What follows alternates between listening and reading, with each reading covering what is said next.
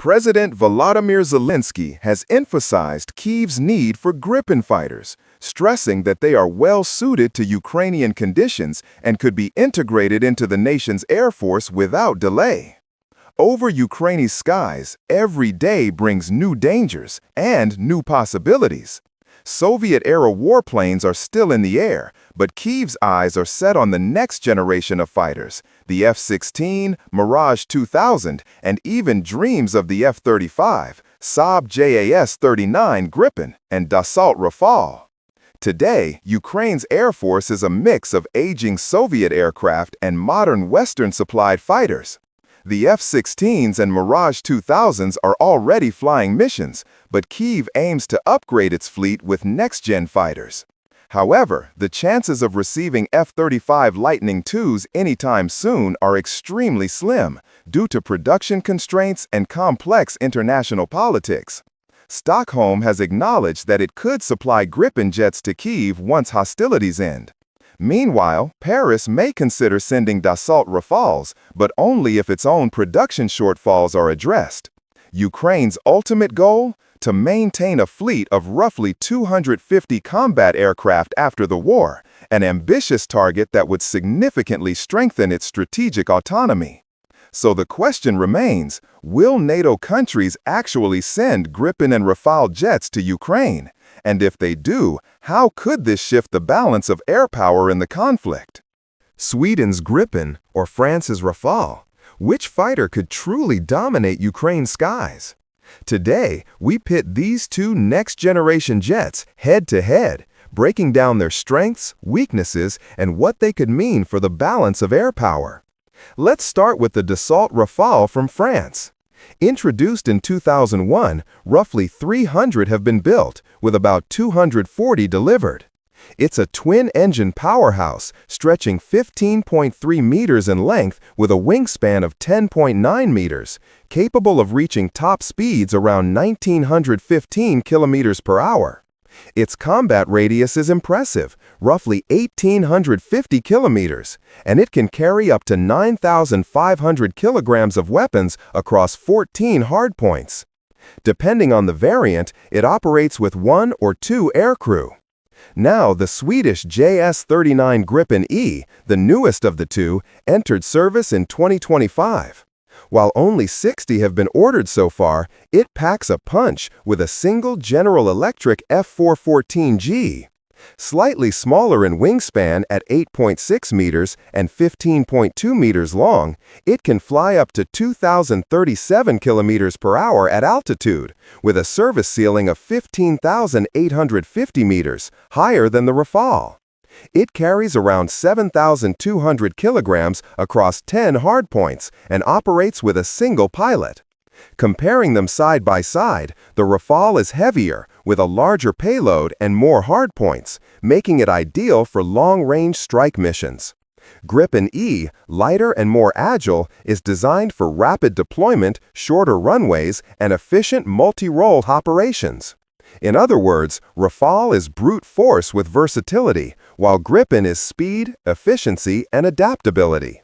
So, if Ukraine were to receive these jets, how would each perform in a real combat environment? Could one dramatically tilt the balance of power, or would they complement each other in a combined air strategy? The answer might. In a recent press conference, Ukraine take to the skies immediately with the Gripen. According to President Zelensky, the answer is a resounding yes, and the reasons are both strategic and practical. In a recent press conference, Zelensky highlighted why the Saab JS-39 Gripen could be a game-changer for Ukraine. Unlike the F-16, which demands long training periods and high maintenance, the Gripen is simpler and faster to deploy. Maintenance of the Gripen is the cheapest, Zelensky said, because it requires the smallest number of personnel. For our experienced pilots, training takes just 6 months, not a year and a half like the F-16. Its takeoff and landing capabilities are also ideal, even on austere runways. But it's not just about ease of use. The Gripen is highly compatible with Western ordnance. Zelensky emphasized almost everything Ukraine uses, missiles and other weapons, can be integrated with it. The latest variant, Gripen E, pushes this even further. It boasts longer range, larger payload capacity, and advanced sensors, radar, and communication systems. This includes the Raven ES-05 ASA radar, Skyward G infrared search and track, and Eric's electronic warfare suite.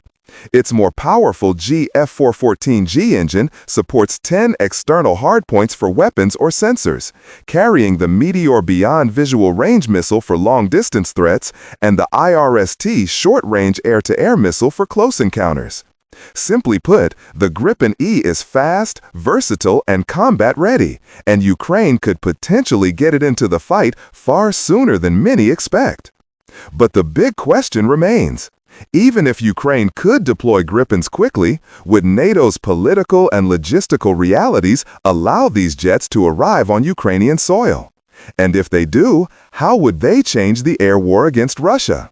Stay tuned, because the answer is as complex as it is crucial. Before we break it all down, friends, make sure to like this video and subscribe to SkyJet Wings for more deep, original defense analysis. So, what about the Rafale? While the Gripen could potentially hit Ukrainian skies quickly, the French fighter faces a very different reality.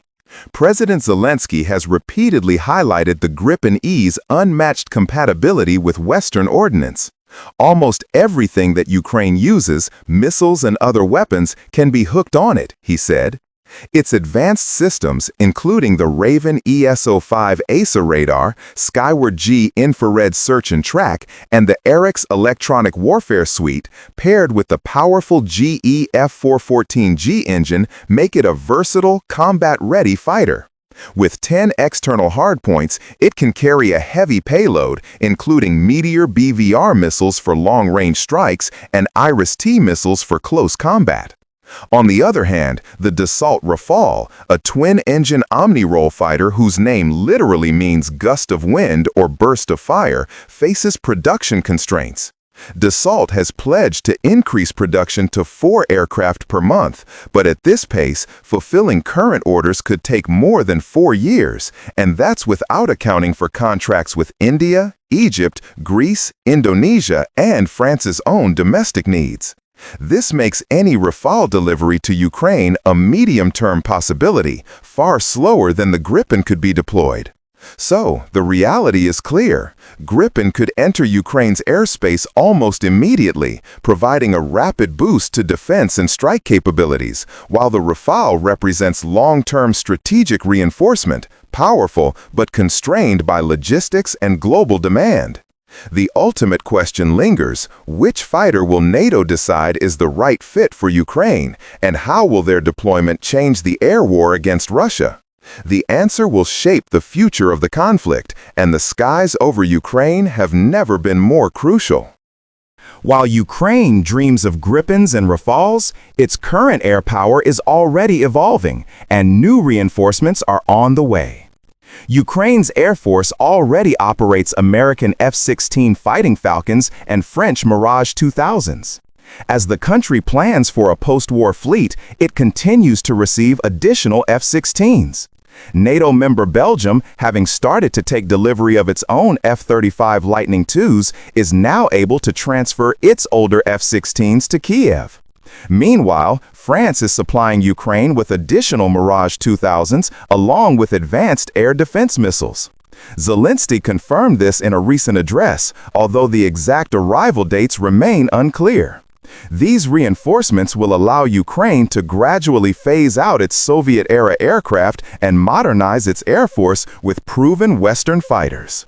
So, with Gripens potentially arriving fast, Rafales as a medium-term option, and additional F-16s and Mirage 2000s on the way, Ukraine is slowly building a formidable air arsenal. But the critical question remains: can NATO's political will keep pace with Kyiv's ambitions? And what will this mean for the balance of air power over Ukraine?